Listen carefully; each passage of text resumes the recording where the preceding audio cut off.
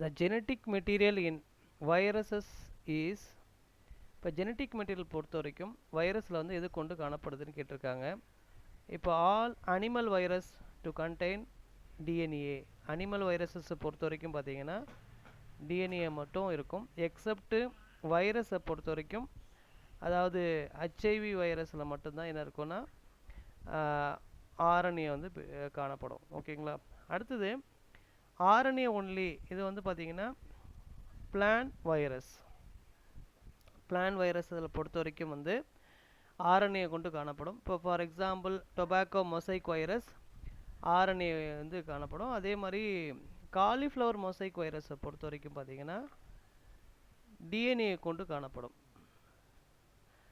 ஓகேங்களா. அடுத்தது DNA and RNA இப்போ ரெண்டுமே இருக்குமானா இது வந்து இந்த மாதிரிலாம் இருக்காது. வைரஸில் வந்து டிஎன்ஏ வந்து ஆர்என்ஏ பெற்று காணப்படுமானா இருக்காது.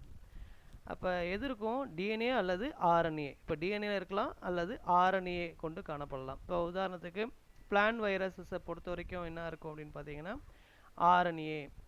Accept cauliflower mosaic virus DNA.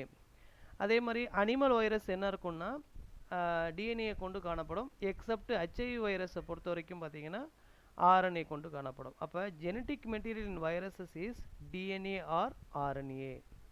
இதான் வந்து சரியான பதில்.